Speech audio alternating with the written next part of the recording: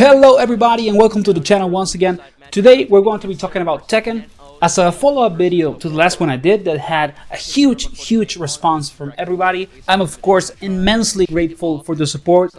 Thank you guys, and the goal was that, to put the discussion on the table, get the debate going, and today we're gonna make it to the next level. And I'm gonna offer you, all of you guys, to the Tekken community, my solutions based on my opinion and also a lot of the comments on the last video on how we could make Tekken 8 an incredible game, because it is already good, but it could be better. So before I start, I want to make some clarifications. So first, thank you for all the support. It's been insane, absolutely surreal that a video of mine had such a big reception. So the first thing is to thank all of you guys. The second thing is I do not care about your player identity. If you're a casual player, a legacy player, whatever. You are a consumer, you bought the game, you spent money on it, so you deserve to have a voice and an opinion. Anyone that spends money on a product should have freedom to have a voice around how the product should be, especially taking into account that most fighting games nowadays, and Tekken 8 is not ignorant to this, are trying to be live service games. They have a battle pass, and we're going to talk about monetization later. So everyone's voice is relevant. And the last thing is, the aim is to make the game better for everybody. All the solutions in this video are universal, and I'm trying to make, the game experience good for all the consumers. Just as I said that everyone has an opinion on the product, everyone should have a better experience as a consumer with the product. So this is not targeted towards only casual players, only legacy players, or for example only pro players, or only the competitive scene. This is for everyone, okay? And that's how it should be, in my opinion. So let's get into the practical solutions of how we can make Tekken 8 an incredible game. So first we're gonna start with gameplay changes. I think that is like the core thing that can make the game better for everybody. And first I'm gonna talk about something that a lot of people mention in the comments, and I also feel like it is a huge thing, and that is tracking. The amount of tracking that Tekken 8 has, it's insane. Okay, there is a lot of moves that track to almost any side that you sidestep to, and a lot of times it feels like you are actually forced to either block or mash, for example, an armor move instead of sidestepping it, which is actually a huge part of Tekken gameplay. Even though I'm not necessarily a legacy player in Tekken, I'm an intermediate player or higher level casual player, however you want to put it. I know that sidestepping it's a huge beauty, in Tekken, and it feels a lot of times like it's useless. So tracking needs to be, diminished. It's too much. Sometimes it's degenerate. Like, it's insane. Okay, and the reason why I also think that tracking needs to be less, prevalent in the game, it's not only because it makes the game less interactive, but also because the game has high damage. And if you have very high damage on a game, and you have a lot of tracking, that means that there is a lot of ways to make you, suffer from making one or two mistakes and lose a round right away, instead of having some sort of counterplay to the high damage, because it's connected to the tracking. So to me, that is the first change that needs to happen. Tracking needs to be, less prevalent, less strong.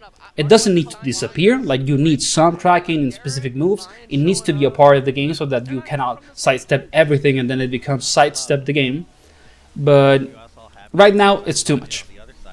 Second thing, we're going to talk about heat and rage arts. So to me, both of these mechanics are fun. They are just overtuned. They are not badly, like designed. They are not a bad developing decision in itself. It's just that they need some balancing, in my opinion. And I also saw that a lot on the comments. Like, people seem to hate heat and rage arts in a lot of situations. So what I would do personally, that I think actually works for both, is that the devs have to choose. Heat and rage arts are either, as strong as they are now, but more punishable on block. I mean, launch punishable. Like, if you hit me with your heat or heat smash, whatever, and I actually block it, like, I need to get a big punish on you, because you're basically using one of the most ridiculous, neutral skip tools that the game has, or mix-up tools, depends on the character, of course. But I don't know, if Dragunov, heat smashes you and you actually block it, like, it shouldn't be plus on hit. it's way too crazy.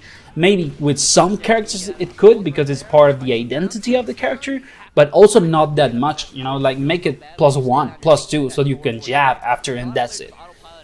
So yeah, you have to either make it more punishable, sorry, on block, so you can get a launcher after, or we make it weaker. You know, maybe it has, you know, hit smashes have less tracking and do a little less damage, and they have no armor, for example, but they are neutral on block. Every single one. Or some of them are very plus on block, you know.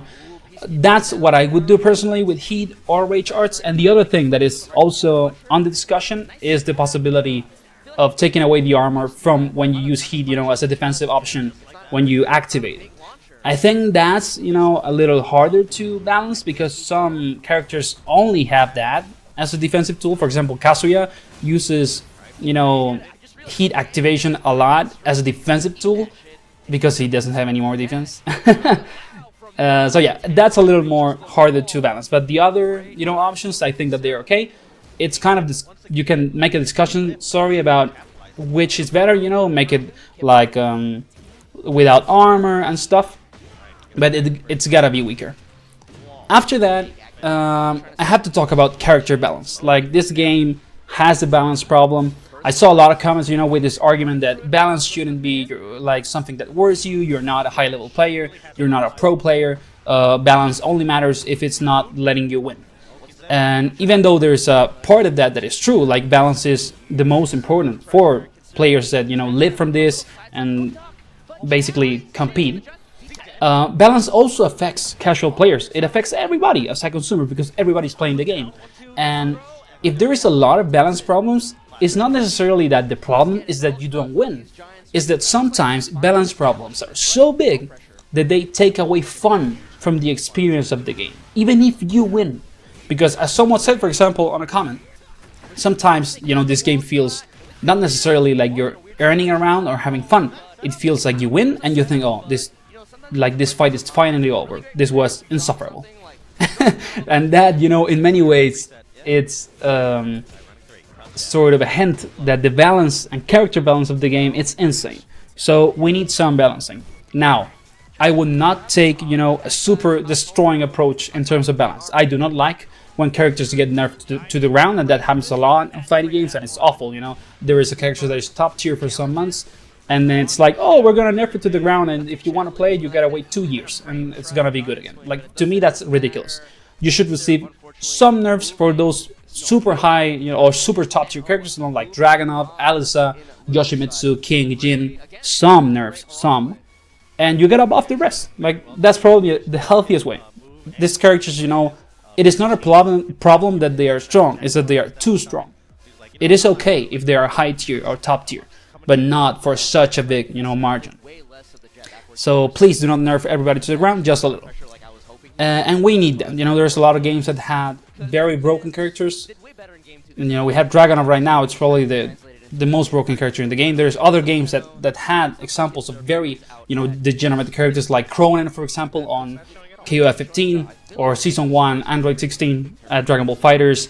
Also, you could say, for example, Street Fighter 5, Luke on release. So there is a lot of examples of characters that are super degenerate and that you need to balance them, but not necessarily destroy them and, you know, nerf them to the ground. Then I want to move into other stuff that is not necessarily, you know, related to gameplay, that I also think that could be better. The first thing is, of course, a huge topic that I didn't even mention on the last video, and that is monetization. It is a joke, okay?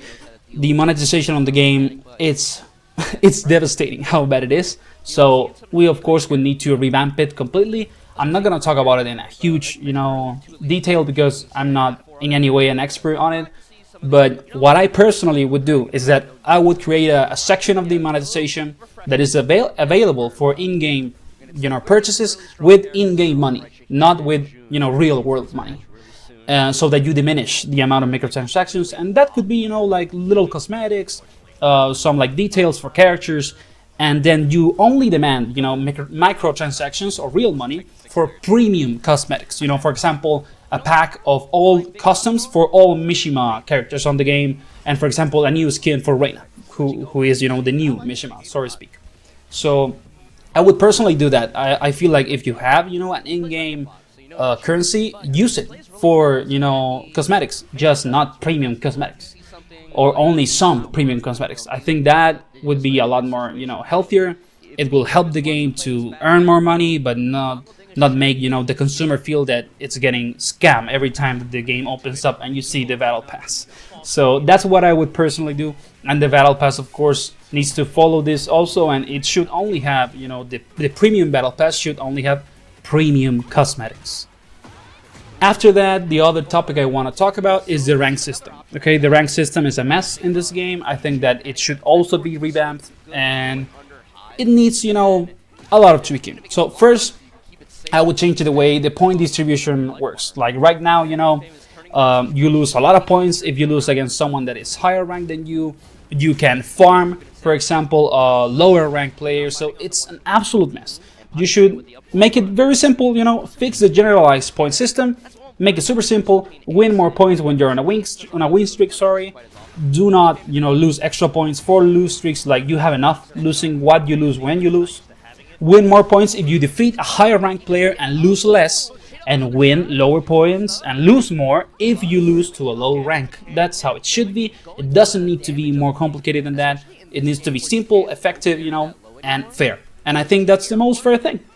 The other thing is that, of course, I would straight up eliminate farming of low ranks. Like if you, for example, if you're, I don't know, on God of Destruction and you fight someone that is on like Fujin, like you shouldn't win any points. Maybe you earn experience fighting against, you know, a lower level player that maybe plays the character differently, or plays a character that you do not face a lot, so you're learning a matchup. But why would you earn points or a lot of points when you're fighting someone that is clearly not on your skill level? So you should not be allowed to farm low ranks on this game. After that, I think that there needs to be some incentives in this game for playing full sets on rank. Like there is too much, you know, one and dones and rage quitters, and there needs to be some sort of reward if you stay for the full set, even if you lose. You know, maybe you lose less points if you stay for the whole set. You receive, you know, some sort of like reward in terms of not losing that much points because you didn't left. Or maybe the person that wins the full set and stays for the full set earns a little more points if they won. You know, could be both of those things actually, but you should receive some sort of reward, because this is such a hard game, you know, such intricate things can happen that you need to practice matchups, and you need to try and diminish the amount of cheese that people experience when they play in any sort of, you know, level, low level, high level gameplay, whatever. So there needs to be incentives for finishing a full set. Another thing, there needs to be a higher punishment for rage quitting. You can make it like in SF6, in which if you rage quit more, you only play against more rage quitters. You know, they can live in their own little world and suffer when they play in between them. We should not be, you know, in need of having them every single game, and it shouldn't be that common to face rage quitters. So you either do that and make them basically live in an island in terms of the matchmaking, or if someone rage quits, for example, make a huge punishment. For example, lose a whole sub rank. You know, if you're on 3 ranks of the same color, lose 1 entirely. Like, it can't be that you rage quit and nothing happens. Like, you have to lose points for it. You need to, like, you deserve punishment if you're rage quitting all the time. Of course, this shouldn't activate like right away, because some people sometimes disconnect because they have internet problems or an electricity problem. It should happen if it is a little more frequent, you know, if it happens, I don't know, 3 to 5 times in the lapse of the same week, for example. Other thing that should be eliminated on my personal opinion, even though it can be seen as a benefit, it's tactical demotion. There is a lot of people that exploit tactical demotion, you know, and they earn like 1,000 points on purpose because they demote and know that they're gonna win the next match, and they earn all those points because they demoted. So that should be eliminated. Like it's an exploit, and at the end of the day, it makes becoming better or getting a higher rank gimmicky. And the idea is that if you get a higher rank, you ideally are getting that rank because you're good or because you have learned a lot of the game, so, or around the game. So we should try to diminish, you know, gimmicky ways, sorry, of getting a higher rank. And the last thing for me, these are like extras, okay? I saw this on the comments also. As I said, all of these solutions are my opinion, but it's also mixed with a lot of the things that you said on the comments. And I have 3 things that I would love to see on the game. They are not as necessary as all the other stuff, but they could be, you know, really nice. The first thing is infinite rematch.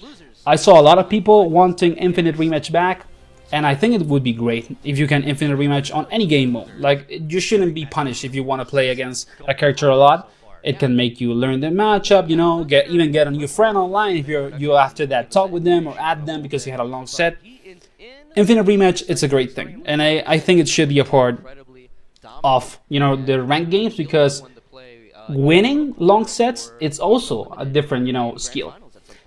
Other thing, tournament mode. A lot of people said to me that Tekken 7 used to have a tournament mode for all sort of, you know, skill levels, and I think it should be on the game. Like, tournaments are super fun, you know, online tournaments in the game would be great. So why not add it? Like, it should be in the game.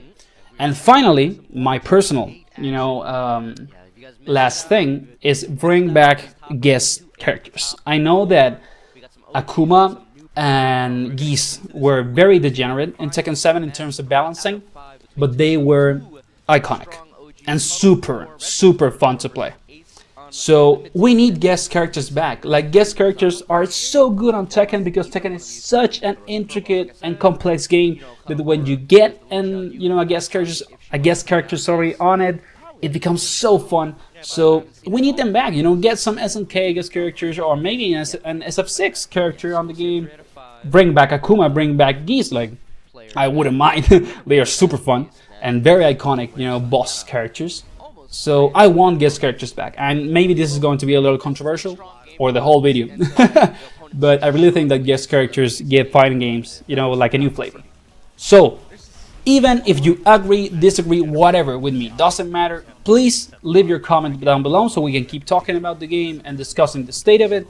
Please leave a like and subscribe if you enjoyed the video. I really want to make the channel grow, so it would mean the world if you can help me. And I just wish you a good day, have an incredible day, and see you on the next one. Alright, Elisa versus June, just as we expected. In the Coliseum.